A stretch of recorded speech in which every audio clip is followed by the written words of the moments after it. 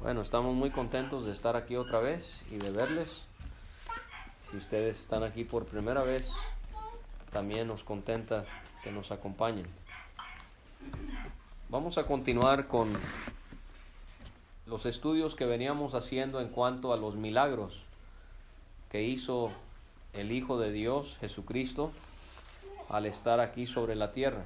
Ya hemos visto varios de ellos y no sé si recuerde, pero habíamos visto en Mateo capítulo 9 como en los versículos 18 a 26 hay dos milagros que se mencionan. Un milagro es el que ya vimos en la última ocasión, que fue la resurrección de la hija de Jairo. Se acordará que Jairo, ese hombre principal de la sinagoga, era el que atendía. Sinagoga es donde se reunían los judíos a leer la ley, a enseñar la ley los sábados. Jairo era principal, era el que atendía este lugar, y a él tristemente se le enferma su hija de 12 años.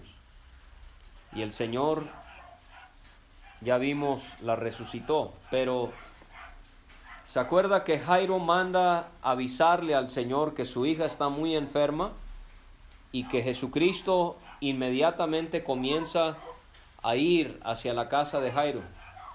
Y en esa caminata hay otro milagro, y ese era el que había quedado pendiente. Entonces, vamos a leer en el Evangelio de Marcos. Mateo lo menciona aquí, pero Marcos nos da más detalles de lo que nos da Mateo.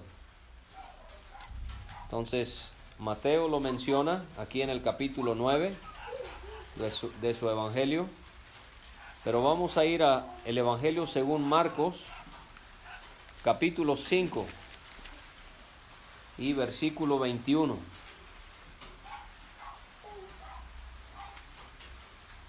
Vamos a ver aquí el milagro de esta mujer que se encontró con Jesucristo mientras él iba a resucitar a la hija de Jairo. Entonces ya no vamos a ver el milagro de la resurrección, porque ya cubrimos esa parte.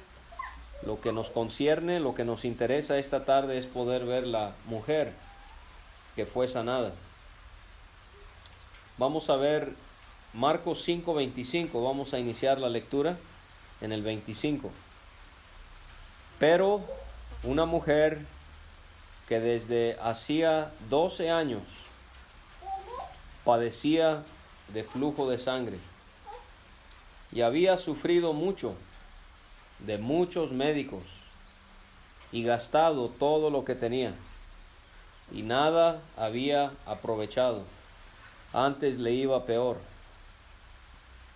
Cuando oyó hablar de Jesús, vino por detrás entre la multitud y tocó su manto, porque decía: si tocare tan solamente su manto, seré salva. Y enseguida la fuente de su sangre se secó, y sintió en el cuerpo que estaba sana de aquel azote. Luego Jesús, conociendo en sí mismo el poder que había salido de él, volviéndose a la multitud, dijo: ¿quién ha tocado mis vestidos? Sus discípulos le dijeron: ¿ves que la multitud te aprieta y dices: ¿quién me ha tocado? Pero él miraba alrededor para ver quién había hecho esto. Entonces la mujer, temiendo y temblando, sabiendo lo que en ella había sido hecho, vino y se postró delante de él y le dijo toda la verdad. Y él le dijo: hija, tu fe te ha hecho salva, ve en paz y queda sana de tu azote. Queda sana de tu azote. Muy bien. Así que Mateo nos relata también este milagro, y también Lucas. Juan es el único de los 3 evangelios que no menciona la sanidad de esta mujer que padecía flujo de sangre. Ahora, consideremos cómo esta mujer habría sido su sufrimiento. Las mujeres que están aquí se compadecerán más de esta mujer que nosotros los varones, porque ustedes entienden esto mejor que uno. Pero imagínese una mujer que desde hacía 12 años padecía de flujo de sangre. Usted se imagina el impacto, el efecto que esto habrá tenido sobre su cuerpo, físicamente, el dolor, lo incómodo, pero también emocionalmente, mentalmente, esto habrá tenido un papel muy importante en la forma en la que ella se sentía tan mal. Ahora, no fue un problema de un mes, ni de 6 meses, ni de 1 año, ni de 2 años, ni de 4 años. 12 años. Esta mujer padeció con esta enfermedad. Qué interesante que en un mismo pasaje el Señor Jesucristo resucita a una niña de 12 años y ahora Él va a sanar a una mujer que había estado enferma por 12 años. Vemos ese número que se repite. Ahora, quizás para nosotros en nuestra sociedad, este asunto de la mujer, del flujo menstrual continuo del que ella padecía, quizás si hubiese un caso así entre nosotros, bueno, aparte del dolor y de lo incómodo que sería para la mujer, no habría quizás otros efectos en su vida, pero para esta mujer sí lo sabían, porque esta mujer vivía bajo la ley de Moisés. Y usted dice, ¿y eso qué tiene que ver? Bueno, bajo la ley de Moisés, en el Antiguo Testamento, una mujer que tenía flujo de sangre era considerada inmunda, era impura. Le voy a leer algo que nos va a ayudar a entender y a compadecernos más de esta mujer de la que estamos leyendo. Yo lo voy a leer para que usted se quede ahí en Marcos donde estamos, así que no quite su dedo, yo se lo leo. Pero si lo quiere leer después, estoy en Levítico 15, si quiere anotarlo. Pero dice, marcaba la ley de Moisés, la mujer, cuando siguiere el flujo de su sangre por muchos días, fuera del tiempo de su costumbre, o cuando tuviere flujo de sangre más de su costumbre, todo el tiempo de su flujo será inmunda, como en los días de su costumbre. Ahora, fíjese cómo era que ella contaminaba. Ella hacía todo lo que tocaba inmundo. Dice, toda cama en que durmiere todo el tiempo de su flujo, le será como la cama de su costumbre. Todo mueble sobre el que se sentare será inmundo, como la impureza de su costumbre. Cualquiera que tocare esas cosas será inmundo, y lavará sus vestidos, y asimismo se lavará con agua, y será inmundo hasta la noche. Imagínense, todo lo que ella tocaba quedaba inmundo. Y todos los demás que tocaban lo que ella había tocado, quedaban también inmundos. Pero dice, y cuando fuere libre de su flujo, contará 7 días, y después será limpia. Y el 8º día tomará consigo 2 tórtolas, que son aves, o 2 palominos, una variedad de palomas, y los traerá al sacerdote a la puerta del tabernáculo de reunión. Y el sacerdote hará del uno ofrenda por el pecado y del otro holocausto, y la purificará el sacerdote delante de Jehová del flujo de su impureza. Así apartaréis de sus impurezas a los hijos de Israel, a fin de que no mueran por sus impurezas, por haber contaminado mi tabernáculo que está entre ellos. Esta es la ley para el que tiene flujo, y para el que tiene emisión de semen, viniendo a ser inmundo a causa de ello, y para la que padece su costumbre, y para el que tuviere flujo sea varón o mujer, y para el hombre que durmiere con mujer inmunda. Qué difícil la vida de esta mujer. No podía tocar a nadie porque quedaban inmundos. Por lo tanto, esta mujer era una mujer que seguramente su esposo la había divorciado, porque ¿cómo iba a vivir con alguien que estaba inmunda? No podía vivir en su casa. Ella tuvo que haber buscado un lugar aislado donde vivir sola, divorciada, aislada. Todo lo que ella tocaba lo hacía inmundo.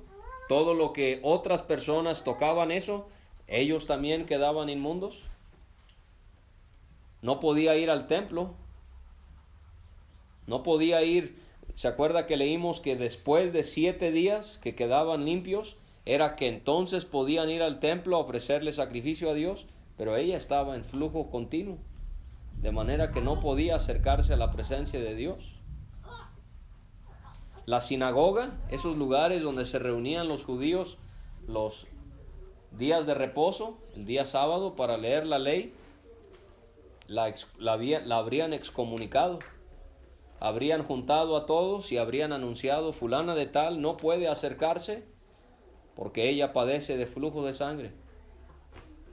No podía estar con su esposo, no podía estar con su familia, no podía estar en la sinagoga, no podía estar en el templo, no podía tocar nada sin contaminarlo. Y usted dice, pues, qué extraño que yo venga a escuchar de la palabra de Dios y que se me hable de una mujer que tenía flujo de sangre. Eso, ¿cómo se relaciona conmigo? Si eso es algo del pasado y una enfermedad no común, y estas leyes de Moisés ya no aplican para nuestros días. ¿Por qué? ¿Por qué ver esto cuando no es algo placentero? Bueno, tiene mucho que ver con usted y conmigo. Porque quizás usted y yo no tengamos flujo de sangre, pero la Biblia sí enseña que nosotros tenemos otro tipo de inmundicia. Y esta inmundicia es el pecado. Adán y Eva fueron los primeros hombres creados sobre esta tierra. Dios les pidió que no comieran del árbol del fruto del bien y del mal. Ellos comieron de ese árbol y por lo tanto eso resultó en que el pecado entrara a este mundo. Dice Romanos 5:12, por tanto, como el pecado entró en el mundo por un hombre, ese es Adán, y por el pecado la muerte, así la muerte pasó a todos los hombres, por cuanto todos pecaron. Y cada ser humano que ha nacido en este mundo ha nacido habiendo heredado el pecado de sus padres, de sus abuelos, de sus bisabuelos, hasta llegar con Adán. El rey David, él dijo en el Salmo 51, en maldad he sido formado y en pecado me concibió mi madre. El pecado no está allá afuera, el pecado está aquí adentro. El problema no es el mundo, el problema es el corazón del hombre y de la mujer. Y así como esta mujer le afectaba su enfermedad, así también a nosotros nos afecta el pecado. Esta lona a mis espaldas representa lo que la Biblia enseña. Fíjese cómo en el pecado todos hemos nacido en este camino espacioso, es ancho, es amplio. ¿Por qué? Porque es una vida fácil, una vida donde uno puede hacer lo que quiera. Es una vida de desenfreno en el pecado, donde nadie me dice nada y yo hago lo que yo quiera. Es una vida de libertinaje. Pero fíjese que es un camino que va en descenso, va hacia abajo. ¿Por qué? Porque el pecado corrompe al hombre y a la mujer paso a paso. Comienza siendo una monedita de 5 pesos y se va desarrollando ese hábito, y el ladrón ahora tiene que empezar a robar cosas más grandes y más valiosas. El pecador comienza con una sola botella, un solo sorbo de alcohol, solo una probadita. Pero el pecado lo va atando y lo va dominando más y más. Ya no puede ser un traguito, ya es una vida entregada al alcohol. Es un camino que va en descenso. Ese es el pecado. Y así como esta mujer, por 12 años, su situación empeoraba. Y leímos que ella había sufrido mucho de muchos médicos. Había gastado todo lo que tenía. Y nada había aprovechado, antes le iba peor. Así es el pecado, ¿verdad? En la vida de la persona. Arruina nuestras vidas. Destruye nuestras vidas. El diablo hace ver al pecado como algo tan llamativo, como algo que satisface, como algo que divierte, como algo que es llamativo a la vista, a nuestra mente, a nuestro corazón. Pero realmente el pecado es pecado, valga la redundancia. El pecado solo trae fracasos, decepciones, desilusiones. El pecado solo trae tristezas, rencillas, separaciones, y la lista es larga. Y así como esta mujer sufría por causa de su enfermedad, así también el pecado trae sufrimiento a la vida de la persona. Hay algo que dice Salomón en Proverbios que es muy cierto. Él dice que la vida del transgresor, o sea, del pecador, es difícil. Y hubo un criminal muy conocido allá en Estados Unidos que fue una persona terrible, que por años cometió crímenes. Y él fue arrestado, fue sentenciado a cárcel, y él termina en la cárcel aceptando a Cristo como su Salvador.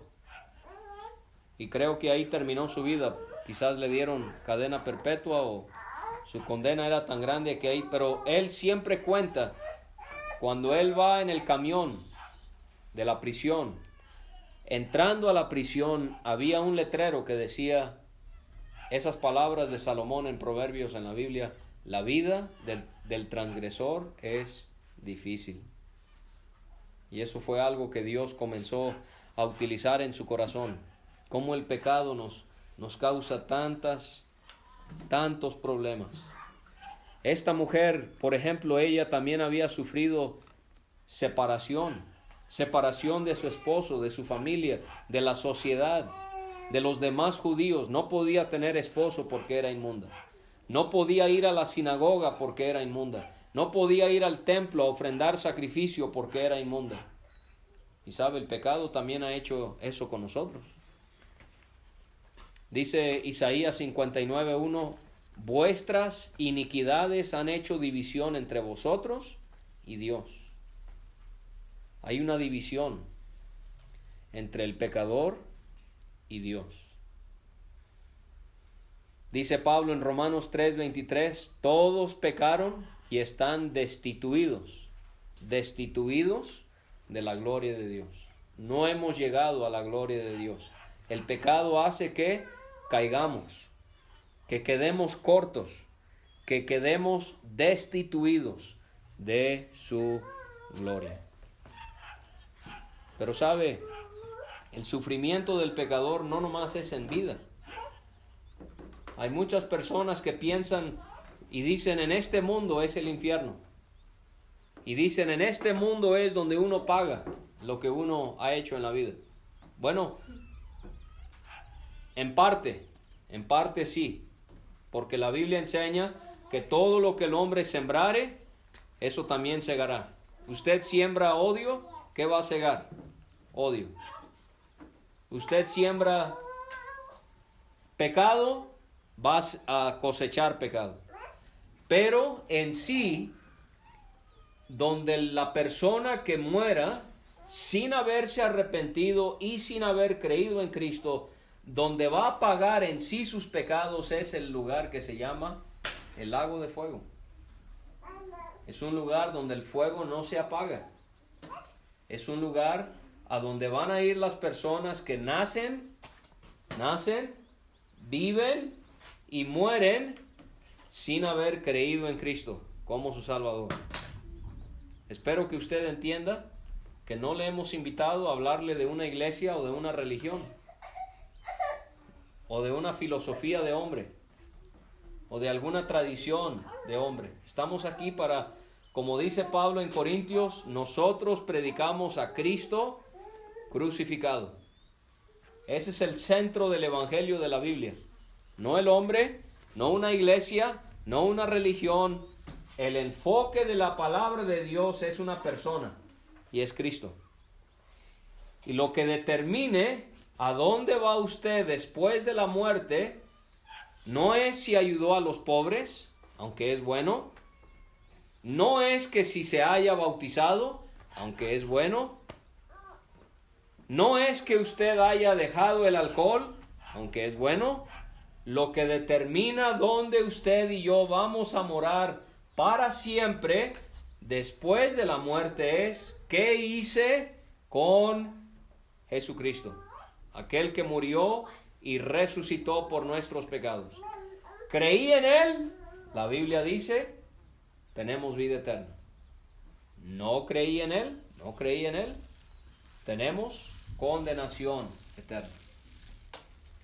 Muchas personas cuando nos escuchan hablar dicen, pero es que yo siempre he creído en Cristo.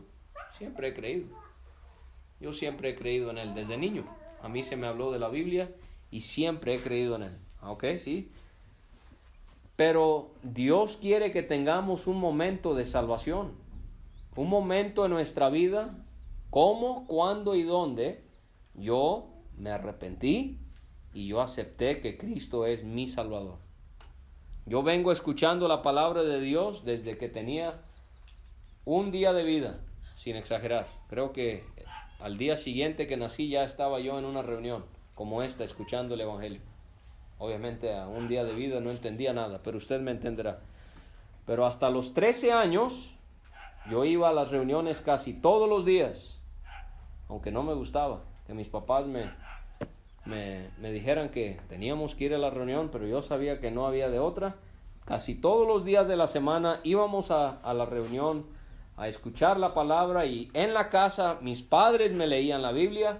Mis padres ya habían aceptado a Cristo, pero hasta los 13 años yo acepté a Cristo. Un domingo por la tarde, yo recuerdo que estaba en un vehículo frente a un tejabán, a una estructura de lámina, donde desde niño ahí se me enseñaba la Biblia, en unas clases bíblicas para niños. Y en ese momento yo recuerdo, y lo recordaré siempre, que fue cuando yo acepté y yo creí en Cristo de todo corazón. Entonces, eso es creer en Cristo. Eso es lo que la Biblia enseña, nos da la salvación de nuestra alma. Pero así como esta mujer del flujo de sangre sufría aislamiento, separación, así nosotros, el pecado nos ha separado de Dios en vida, pero en muerte será aún peor. Porque para Dios, los que lleguen al lago de fuego, Dios se olvidará de ellos. Y ya no hay salvación, ya no hay remedio. Ya una vez usted muriendo, ya no hay vuelta para atrás.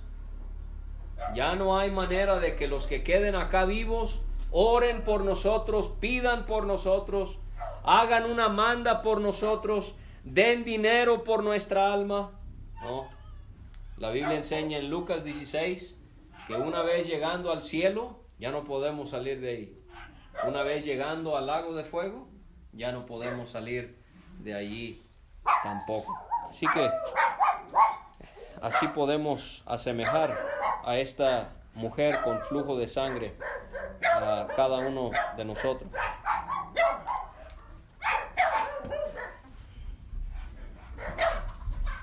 Pero leímos aquí, cuando oyó hablar de Jesús. Imagínense cómo ella, buenas tardes, pásele. Ella en algún momento oyó hablar de Jesús.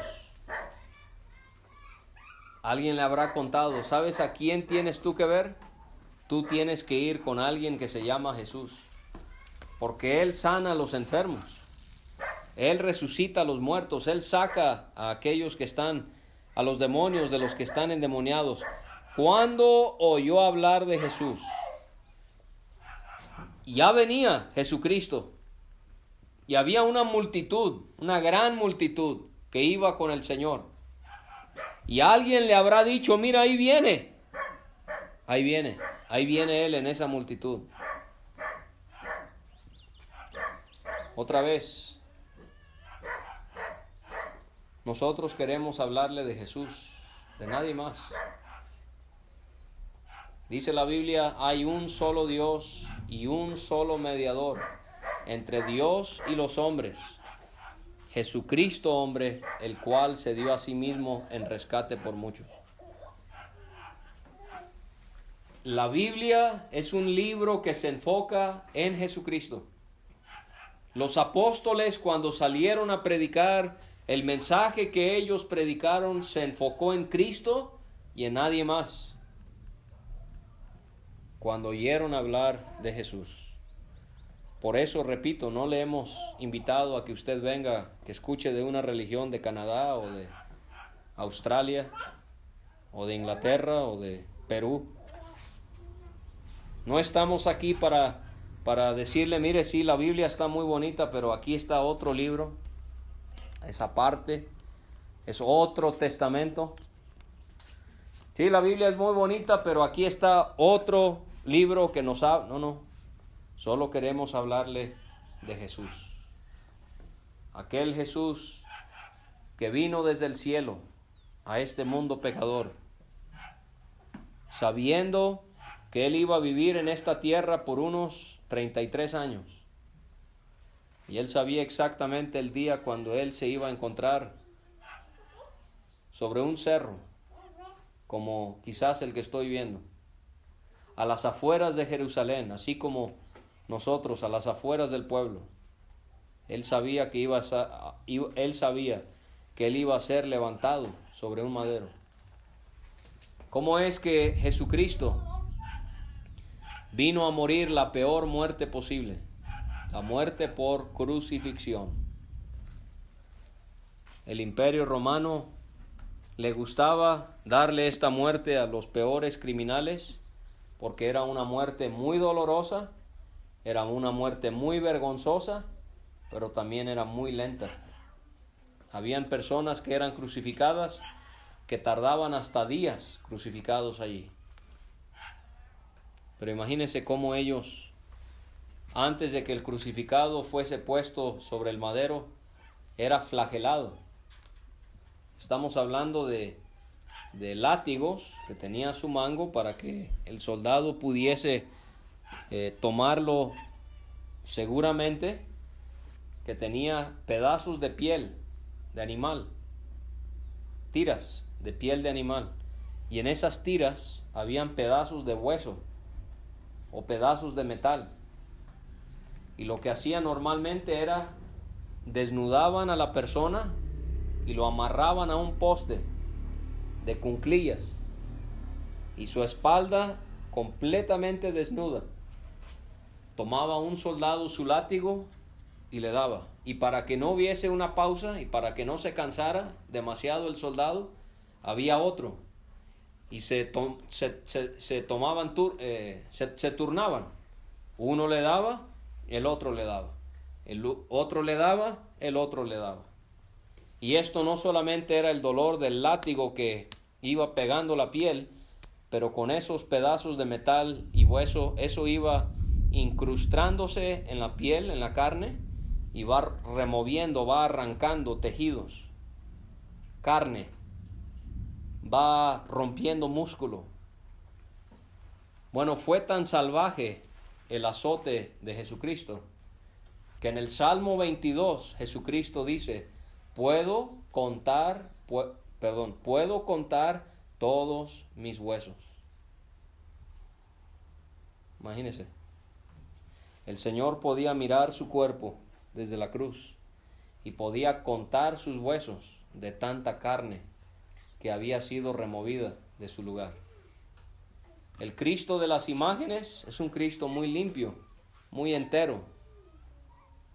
Una gota de sangre por aquí, otra gotita de sangre en la mano, otra gotita aquí en el costado. No.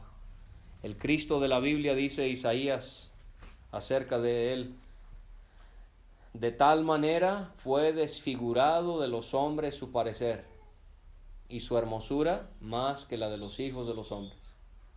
Al Hijo de Dios lo golpearon y lo azotaron tanto que él ya no se parecía a su persona. Alguien que lo conocía no hubiese sabido que era él porque estaba completamente desfigurado. Pero esas palabras también indican que Jesucristo ya ni parecía ser humano, de tan desfigurado que estaba. Y después de ser azotado, él tuvo que cargar su cruz. Martillaron su mano derecha, su mano izquierda. Eso lo decimos muy fácil y nos acostumbramos a escucharlo, pero imagínese que tomemos su mano y le martillemos un clavo, no en una sola, sino en la otra. Y no son clavos como los que podemos comprar en la ferretería, bien lisitos, bien delgaditos para que entren fácil para alguien como yo que no sabe martillar. No, así no eran estos. Estos eran toscos pedazos de hierro que taladraron con un marro sus manos y sus pies. Y al crucificado lo crucificaban sobre el madero con sus piernas levantadas, casi en una posición de cuclillas, no rectas, sino en cuclilla. Y en esa posición en la que estaban, los pulmones se van llenando de líquido. Y por eso es que le llamaba tanto la atención a los romanos este tipo de muerte, porque la persona muy lentamente se iba ahogando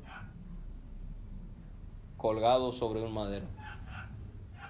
Así que no era solamente el dolor de los clavos en sus manos y sus pies, no era solamente el dolor de esa corona de espinas que estaba sobre su sien,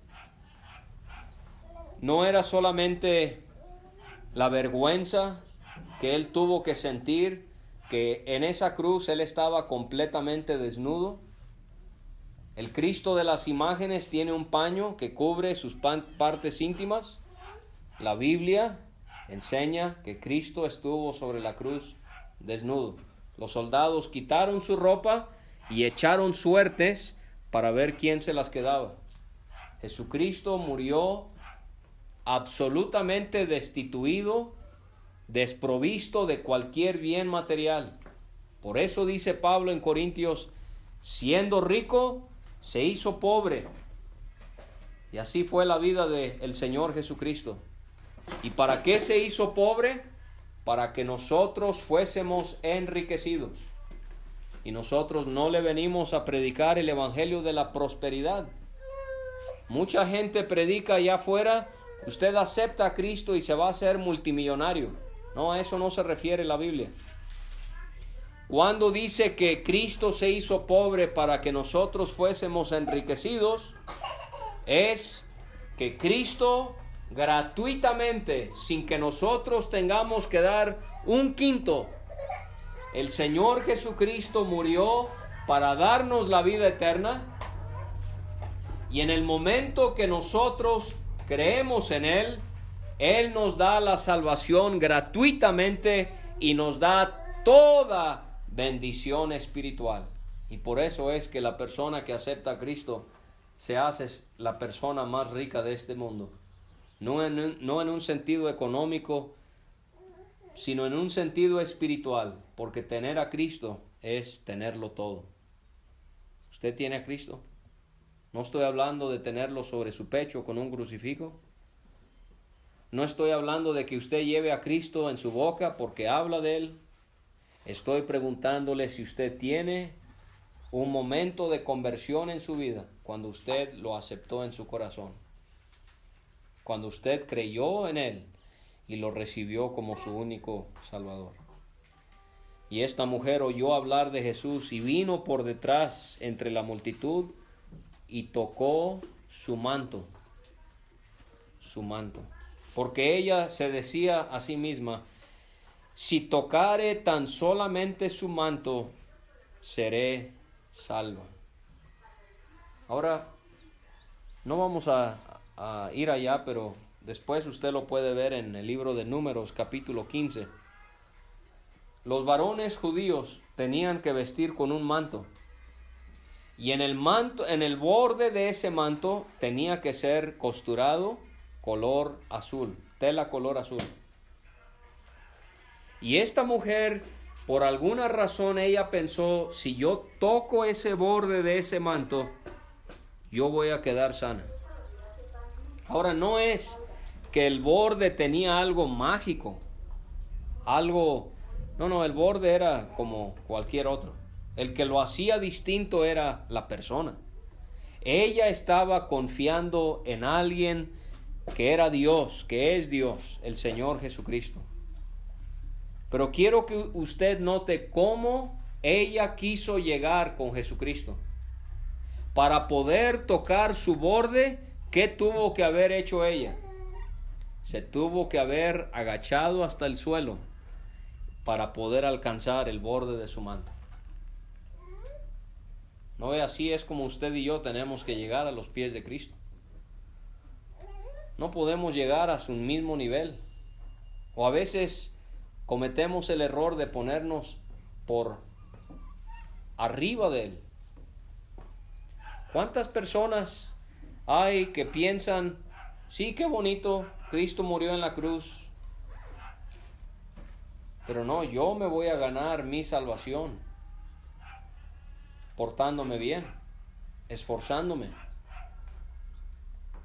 sin faltar a mi iglesia, sin hacer esto, sin hablar así o de cualquier manera. Y estamos pensando que lo que hizo Cristo en la cruz para salvarnos, nosotros lo podemos igualar con algo más que podamos hacer. Pero sabe, usted y yo tenemos que llegar a Jesucristo como esta mujer. Tenemos que humillarnos ante Él. Humillarnos y entender, si no fuera por Él, no tendría esperanza. No habría remedio, no habría salvación, ni para usted ni para mí, si no fue que Cristo haya muerto sobre esa cruz. Si Cristo no hubiese venido y no hubiese muerto y resucitado de entre los muertos, no habría ninguna esperanza. Todos estaríamos sentenciados a vivir en el pecado, a morir en el pecado y a sufrir para siempre por nuestros pecados. Pero gracias a Dios que Él vino. Gracias a Dios que Él terminó esa obra. Él lo hizo todo. Usted y yo no tenemos que hacer nada, ni añadir nada, porque Él lo pagó todo. ¿Sabe? No quiero dejar este punto sin mencionar que, aunque la muerte de la crucifixión era la muerte más dolorosa por las espinas, por los azotes, por los clavos, por la posición, por el madero, todo eso era terrible. Pero le voy a decir, hubo algo que aún más hizo sufrir a Cristo sobre ese madero. ¿Qué será? Usted dice, ¿qué podrá hacer a alguien sufrir más que la muerte por crucifixión? Sí. La Biblia enseña que Jesucristo estuvo sobre ese madero por 6 horas. Desde las 9 de la mañana hasta las 3 de la tarde. 6 horas. De 9 a 12 lo hizo bajo la luz del sol. Pero a las 12 ocurrió un milagro. Ahí en esa escena de la crucifixión cayeron tinieblas. Hubo completa oscuridad. de las 12 hasta las 3 de la tarde. 3 horas. Jesucristo cuelga sobre esa cruz en completa oscuridad. Y ahí es donde va a pasar lo que más le lastimó a Jesucristo. ¿Qué es?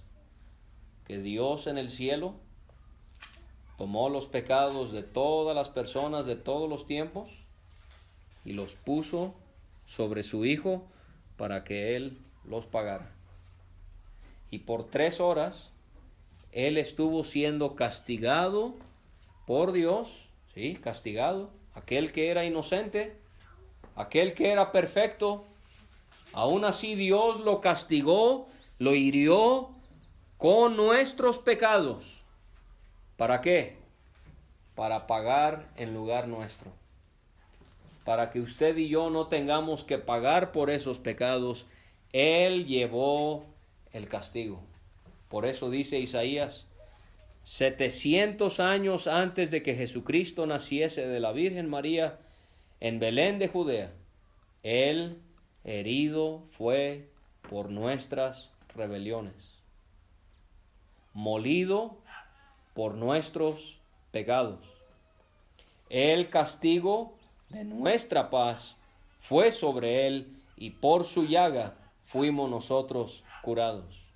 Todos nosotros nos descarriamos como ovejas, cada cual se apartó por su camino, mas Jehová cargó en Él el pecado de todos nosotros. Y al final de esas 3 horas, Cristo dijo a gran voz en el idioma en el que Él hablaba, Tetelestai, que significa todo pagado. Consumado es, dijo Él. Él fue bajado de la cruz, muerto. José y Nicodemo envolvieron su cuerpo y lo pusieron en un sepulcro nuevo. Y al tercer día, tal y como los profetas lo habían anunciado, tal y como Él lo había anunciado, Él resucitó de entre los muertos. Él venció la muerte, venció al diablo. Y a través de su resurrección, Él nos garantiza que Él completó la obra de la salvación. ¿Qué más puede hacer usted? Nada. ¿Qué más puedo hacer yo? Nada. Lo único que sí podemos hacer es llegar con Cristo y humillarnos como lo hizo esta mujer y decirle, Señor, yo no puedo hacer nada para salvarme. Pero qué bueno que tú lo hiciste todo en esa cruz y al resucitar, y yo creo en ti de todo corazón. Dice, enseguida la fuente de su sangre se secó y sintió en el cuerpo que estaba sana de aquel azote. ¿Cuántos doctores había ella visto? ¿Cuánto dinero le habrán quitado? Se había quedado con las manos vacías.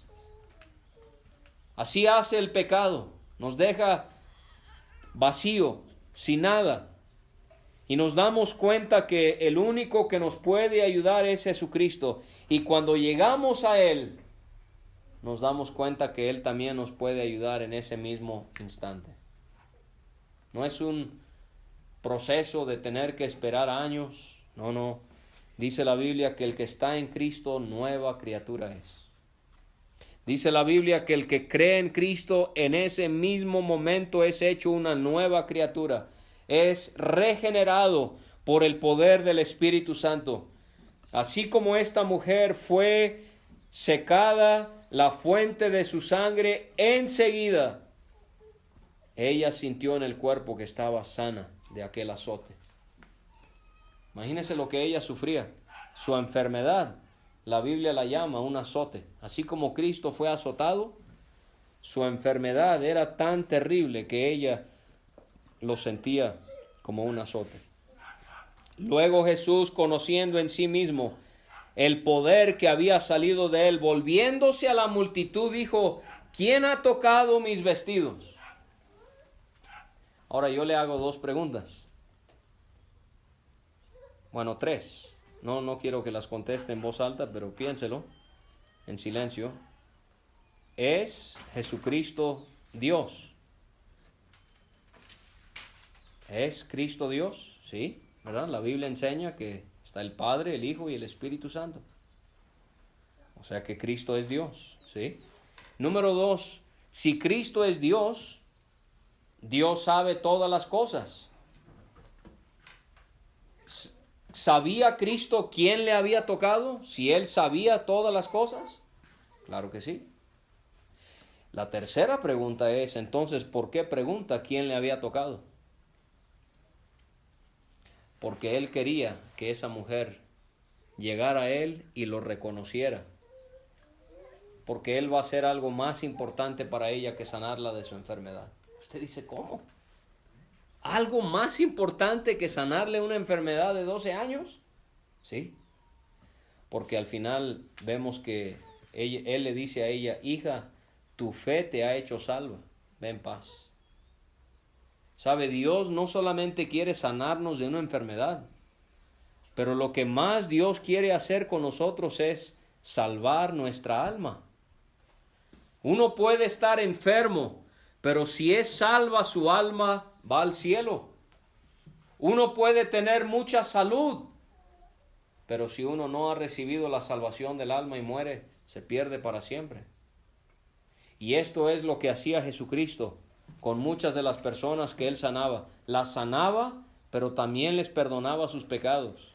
Las sanaba de su mal, pero también les daba la salvación. Y entonces sus discípulos como que se molestan con Jesús y le dicen, ves que la multitud te aprieta y dices, ¿quién me ha tocado? Y si vamos al Evangelio de Lucas, Lucas es el que nos dice que fue Pedro el que dijo eso. Pero él miraba alrededor para ver quién había hecho esto. Él miraba para ver quién había hecho esto.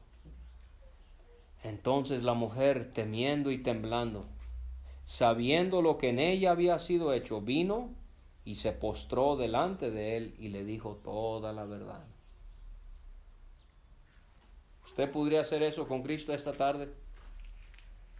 No es que lo va a hacer físicamente, pero de corazón, postrarse ante Él y decirle toda la verdad. La verdad es, Señor, que yo estoy perdido sin ti. La verdad es, Señor, que si yo no hago algo, me voy a perder para siempre en las llamas de ese lugar del lago de fuego. La verdad es que tú en esa cruz pagaste todos mis pecados y resucitaste por todos mis pecados. La verdad es que no tengo a quién ir. La verdad es que solo puedo confiar, creer, aceptarte de todo corazón. Y Cristo le dijo, hija. Hija es una palabra de mucho cariño, ¿verdad? Imagínese esta mujer que había sido rechazada por 12 años, que nadie ni la quería ver porque era inmunda. Ahora Jesucristo se deja tocar por ella. ¿No ve? Si ella tocaba esta mesa, la mesa la hacía inmunda. Si ella tocaba un mueble, lo hacía. La silla lo hacía inmundo. Pero a Cristo no lo podía hacer inmundo, porque Él era perfecto. Él era completamente santo. Y Él dejó que la tocara. ¿Cuántas veces el Señor, ya vimos el milagro del leproso? Yo no tocaría a un leproso, la verdad, porque la lepra es una enfermedad muy contagiosa. Y a mí me daría miedo. Yo no me acercaría a un leproso. Pero el Señor Jesucristo, Él tocaba a los leprosos, los tocaba. Él dejó que esta mujer le tocara porque Él, siendo Dios, sabía que ella venía, que ella se había postrado y que le iba a tocar. Él pudo reprenderla, Él se pudo haber alejado, pudo haber hecho 1000 cosas, pero ahí se quedó y se dejó tocar por ella. ¿Por qué? Porque Él no podía quedar inmundo. Él era perfecto y lo es y lo siempre será. Pero a esta mujer que había sido rechazada la llama hija. Hija, tu fe te ha hecho salva. Ve en paz y queda sana de tu azote. Así nos trata Dios. En el pecado somos enemigos de Él. pero cuando aceptamos a su Hijo, Él nos adopta como hijos suyos. Hijo nos llama, hija nos llama. Tu fe, no tu iglesia, no tus obras, no tu religión, tu fe te ha hecho salva. La persona que acepta a Cristo goza de la paz con Dios. Le dice, ven paz, ya puedes estar tranquila. Y queda sana de tu azote. Así que ojalá que con lo que hemos estudiado acerca de esta mujer con el flujo de sangre, usted pueda identificarse con ella y pueda aceptar a Cristo como su único Salvador, para que usted pueda recibir la salvación de sus pecados.